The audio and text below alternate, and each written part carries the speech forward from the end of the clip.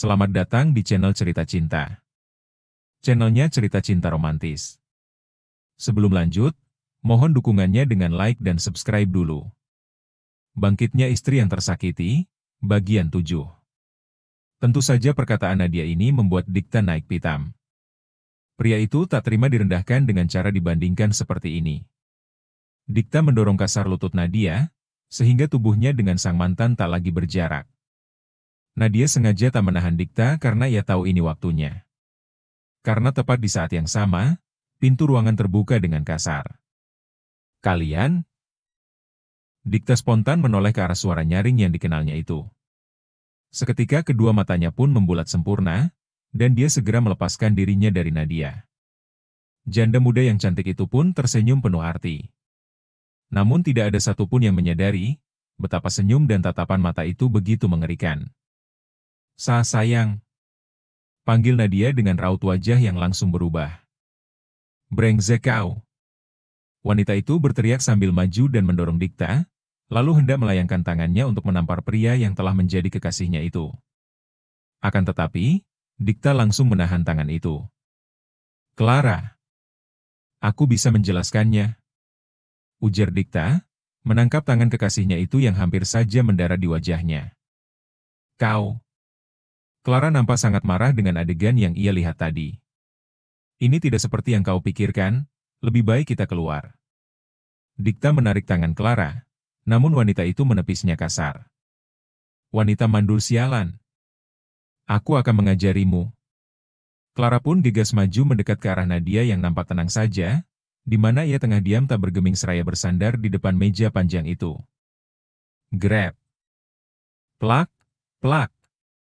Nadia menahan tangan Clara yang hendak menamparnya, dan justru ia dengan cepat dan tepat melakukan hal itu pada kedua pipi Clara bolak-balik. Hingga Clara berakhir dengan tersungkur ke atas lantai. "Nadia. Kau."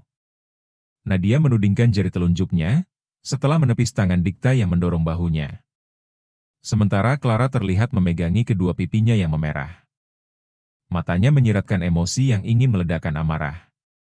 "Itulah balasanku untuknya, karena wanita itu telah meneriaki diriku," sarkas Nadia. Clara bangkit dan mengarahkan tangannya ke leher Nadia, bermaksud hendak mencekik wanita yang telah ia rebut suaminya ini. Akan tetapi, Nadia menepis tangan Clara dan "Seet. Brug, aakh," jerit Clara, ketika ia merasakan linu pada punggungnya. Gerakan Nadia sangatlah cepat, hingga raganya terdorong begitu saja ke dinding. "Jauhkan tangan kotormu dari tubuhku," kecam Nadia pada Clara yang raganya telah merosot ke lantai. "Wanita sialan." Clara dibantu oleh Dikta, nampak merapikan pakaiannya. "Kau tidak apa-apa kan?" Dikta bertanya khawatir melihat kekasihnya itu didorong begitu kencang oleh Nadia. Sejak kapan mantan istrinya ini memiliki tenaga serta keberanian seperti barusan ia lakukan? "Seluruh badanku remuk, kau harus melaporkannya ke polisi biar dia membusuk di penjara," adu Clara dengan gaya merajuk yang hampir membuat Nadia muntah. "Ini belum apa-apa. Tunggu balasanku, karena kau telah mengambil apa yang dulu menjadi hak milikku," ancam Nadia dengan sorot mata tajam, yang membuat kedua orang di depannya menelan ludah mereka. Nadia yang kini berada di hadapan mereka bukanlah sosok polos yang dulu mampu mereka berdua kelabui. Kau jangan keterlaluan, Nadia," seru Dikta membela Clara. Pria itu maju dan berusaha mencekal tangan Nadia, rahangnya mengeras. Pria itu menatap Nadia dengan lekat. Ada rasa kaget dan tak percaya. Wanita yang selama ini dikenalnya lemah lembut dan tak pernah melawan, lalu tiba-tiba menjadi beringas seperti ini. Nadia langsung menepis tangan itu, dan mendaratkan badannya di pinggiran meja lalu melipat kedua tangannya di depan dada. Nadia memandang Dikta jengah, karena mantan suaminya itu justru membela Clara yang jelas-jelas ingin menyerangnya lebih dulu. Nadia muak melihat betapa Dikta membela ulat kepala bagol itu. "Terus saja kau bela dia. Meski sudah jelas siapa yang memulai untuk menyerang lebih dulu," ucap Nadia datar tanpa ekspresi. Tak ada lagi kecemburuan ataupun iri, yang ada hanya muak dan jijik. "Kau sangat kasar, kau telah menyakitinya. Aku kan hanya membela diri, dan membalas semua perlakuannya padaku. Memang apa salahnya? Heran Nadia, yang tak habis pikir kenapa Dikta terus membela wanita yang salah. Apakah otak pria ini sudah rusak, pikirnya. Tapi tidak begini caranya. Kecam Dikta yang kini telah berhasil mencekal pergelangan tangan Nadia. Lepaskan, atau kau akan kehilangan satu tanganmu besok. Nadia berusaha menarik tangannya dari cengkeraman kuat Dikta. Jangan sombong kau Nadia. Aku sudah bersikap baik kepadamu, tapi kau semakin merasa tinggi. Bentak Dikta yang mana membuat Clara tertawa penuh kemenangan. Dikta itu semakin mengencangkan pegangannya. Nadia dengan cepat memutar pergelangan tangannya, hingga kini posisinya berbanding terbalik dengan Dikta. Klek! Astaga! Dikta berteriak, ketika Nadia benar-benar mematahkan jari tengah Dikta. Pria itu mundur seraya memegangi jarinya. Clara pun ikut terkejut dibuatnya, wanita itu menopang bahu Dikta. Jika kau menganggap bahwa aku adalah Nadia yang lemah, maka itu sebuah kesalahan terbesar dalam kehidupan kalian. Kau pikir apa yang kira-kira bisa dilakukan oleh pemilik saham terbesar di perusahaan ini? Menjebloskan kalian ke penjara, kurasa bukan menjadi hal yang sulit bagiku, ucap Nadia tegas penuh penekanan. Kedua matanya memancarkan luka dan kebencian mendalam. Dikta sontak memundurkan tubuhnya ke belakang, wajahnya memutih. Ia merasa tidak sedang berhadapan dengan wanita yang pernah dikenalnya dulu. Kau jangan kelewat batas, Nadia. Kau pasti melakukan kecurangan dengan semua ini. Peki Clara yang merasa telinganya panas setiap kali Nadia menyinggung kedudukannya di perusahaan ini. Mustahil, itu menurutnya. Oh, nampaknya kalian berdua lupa siapa yang sedang berdiri di hadapan kalian saat ini. Aku yang jelas bukan lagi Nadia si lemah dan si cengeng. Juga bukan lagi wanita yang bisa kalian rendahkan seenaknya. Aku adalah orang yang berbeda dengan yang kalian berdua sakiti dulu, tegas Nadia dengan seringai yang menakutkan. Ingat satu hal, Tuan Dikta yang terhormat. Anakmu suatu saat akan menuntut balas pada ayahnya. Ucap Nadia, dengan senyum yang begitu manis namun tampak mengerikan bagi Dikta. Kau sepertinya sudah gila, Nadia, celetuk Dikta. Aku memang sudah tawara semenjak kau menodai pernikahan kita. Hingga pada akhirnya aku harus kehilangan harta yang paling berharga. Kau pikir aku akan melupakan itu semua, mantan suamiku? Nadia memainkan kuku cantiknya di sekitar rahang Dikta. Clara sontak mendorongnya. Dikta merasa dadanya tertimpa benda berat, yang mana membuatnya seketika sesak napas. Nikmati hari terakhir kalian, Clara. Sebaiknya kau kemasi barang-barang itu, aku tak ingin ada sampah di perusahaan ini. Selamat siang. Nadia melangkah keluar meninggalkan kedua orang tak tahu malu itu dengan anggun, diiringi tawa kemenangan yang membuat bulu kuduk Dikta dan Clara merinding. Sayang, apakah aku tidak salah dengar? Clara menarik jas Dikta, berharap pria itu menjelaskan arti ancaman Nadia padanya. Sementara Dikta hanya diam membisu dengan tatapan kosong. Aku tidak ingin keluar dari perusahaan ini. Clara mencengkeram ujung dressnya. Nadia keluar dari ruangan tersebut dan terus berjalan hingga keluar dari gedung. Leo yang memang memantau dari kejauhan, tentu saja mengikutinya dengan mobil. Masuklah. Aku akan membawamu ke suatu tempat, ajak Leo yang membuka setengah jendela pada kendaraan mewahnya ini. Nadia masuk, dan Leo pun membawanya ke pinggir pantai. Mereka berdua duduk di belakang mobil yang pintunya dibuka, dengan sekaleng minuman soda dan juga pizza. Apa kau puas sekarang? Tanya Leo seraya menoleh pada wanita di sebelahnya ini. Seharusnya aku yang bertanya hal ini padamu. Ketus Nadia seraya menatap sinis pada Leo. Tentu saja aku belum puas.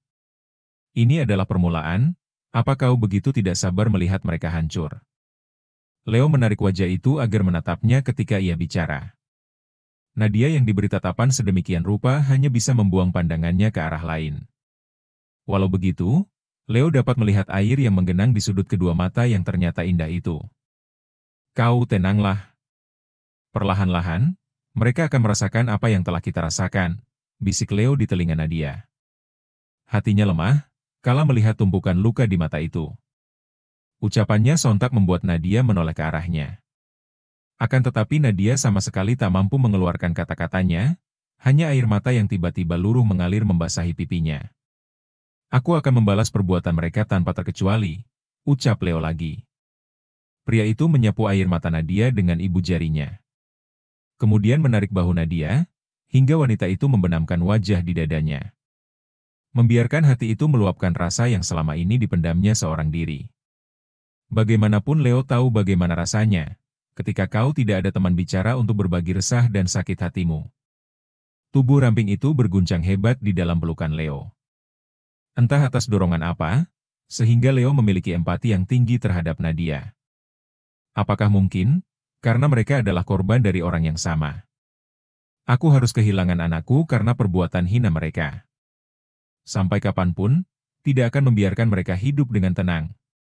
Nadia tanpa sadar berteriak histeris di dalam rengkuhan Leo. Pria dengan rahang tegas itu membiarkan Nadia mengeluarkan seluruh rasa sakitnya. Membiarkan wanita itu terus menangis dan berteriak. Leo secara spontan mengusap punggung serta bahunya. Entah kenapa hatinya ikutan nyeri. Dulu dirinya pernah berada di posisi Nadia, dia pun pernah hampir gila dengan menghabiskan waktunya di klub untuk sekedar mabuk. Sehingga, apa yang Nadia lakukan saat ini cukup wajar bagi Leo. Nadia nyatanya butuh pelampiasan, setidaknya wanita ini tak lagi memikirkan kematian dirinya. Niatnya telah berubah, menjadi pembalasan dendam. Mungkin, kedepannya Leo takkan mengabulkan keinginannya untuk mati. Tidak akan. Sekian menit hingga jam berlalu.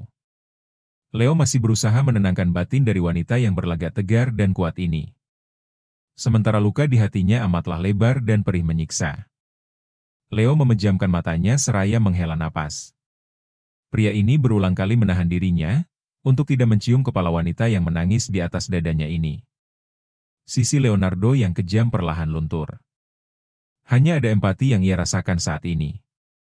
Tak lama kemudian wanita ini sadar dan menghentikan tangisnya. Matanya sembab dan wajahnya pucat, sisa isak tangisnya masih sesekali terdengar. Berjanjilah, ini terakhir kalinya kau mengeluarkan air mata untuk pria itu. Apalagi terlihat hancur dan lemah di hadapanku karenanya, kecam Leo seraya menatap lamat wajah berantakan di hadapannya ini. Sial, kenapa wajahnya begitu menyedihkan? Aku serasa ingin menenggelamkannya lagi ke dalam pelukanku. Gila kau Leo. Apa yang kau pikirkan? Batin Leo mengumpat dirinya sendiri. Sementara itu di tempat lain keterlaluan. Dia sudah menjadi perempuan gila yang licik, apa yang harus aku lakukan? Dikta mencengkeram kepala dengan kedua tangannya. Hari ini, Nadia sebagai pemenang saham terbesar sedang bersih-bersih pegawai di perusahaan Rajasa Corporindo. Clara adalah salah satu karyawan yang mendapat pemecatan secara tak terhormat. Dapat dipastikan, wanita itu akan kesusahan mendapatkan pekerjaan di tempat yang lain. Kejam? Tidak. Ini adalah salah satu konsekuensi pekerja profesional yang telah melanggar kode etik karyawan. Di mana sang sekretaris memiliki skandal dengan pemimpin perusahaan. Nadia telah menyertakan bukti-bukti dari kejahatan Clara yang terencana. Beberapa karyawan yang mengetahui identitas Nadia sebagai istri dari Dikta pun tak percaya. Jika pemimpin mereka memiliki skandal yang sangat rapih dengan sekretaris cantik itu. John, panggil Dikta pada asistennya itu. Ya, Tuan. Sahut John. Apakah wanita itu sudah datang? Tanya Dikta. Belum, Tuan. Jawab John yang sangat menyayangkan perbuatan tuannya itu. Baru saja perusahaan mereka tertolong, tapi Tuan dan kekasih gelapnya itu sudah membuat ulah. Entah bagaimana, dan apa yang akan terjadi bila seluruh dewan direksi mengetahui ini semua. Karena pada saat itu, di setiap sudut ruangan meeting telah dipasangi kamera CCTV. Tuan. Seorang sekretaris perempuan masuk dengan tergesa. Seluruh dewan direksi mengadakan rapat mendadak 15 menit lagi, ucap sekretaris wanita itu cemas. Sial. Dikta mengumpat sambil memukul mejanya. Aku harus mengalah kali ini, tidak ada jalan lain. Pria itu menggeram seraya mengepalkan kedua tangannya. Tuan, saya rasa Nyonya Nadia tidak akan semudah itu melaporkan Anda. Anda mungkin hanya mendapatkan sanksi dari Dewan Direksi. Jelas John, Menenangkan pemimpin perusahaan yang hanya tahu main perempuan itu. Tanpa sepengetahuan Dikta, Bu Vilma ternyata datang ke perusahaan setelah mendapat aduan dari Clara. Vilma mendekati Nadia, dengan penuh amarah serta emosi yang hampir meledak dari ubun-ubunnya. Kau memang perempuan pembawa sial. Beraninya kau mengusik dan mengganggu ketenangan keluargaku. Bebaskan calon menantuku dari tuduhan kejimu itu. Maki Vilma tanpa disaring, agar lemak tak jenuhnya, tidak menghambat aliran darah ke jantung, hingga mampu menyumbat kolesterol jahat di setiap pembuluh darah. Wanita dengan polesan tebal di wajahnya ini, seperti hendak menerkam Nadia dengan cakar dari kuku warna-warni miliknya. Akan tetapi, Dikta keburu menahannya. Hentikan, Bu. Bisik Dikta. Lepaskan. Kenapa kau malah membela perempuan gila, yang sudah memecat calon menantuku yang berguna? Hah? Teriak Vilma pada sang putra, sambil memukuli kepala pria berkali-kali dengan kipas lipat di tangannya. Sungguh memalukan. Bahkan, Vilma seakan tak sadar tempat di mana ia berada saat ini. Ruang rapat Dewan Direksi. Tentu saja perbuatannya barusan disaksikan banyak orang-orang penting yang tergabung dalam perusahaan tersebut. Belum lagi, layar proyektor yang langsung menyambungkan dengan Leo pemimpin perusahaan Leon Cargo. Habislah kita, Bu. Bersambung.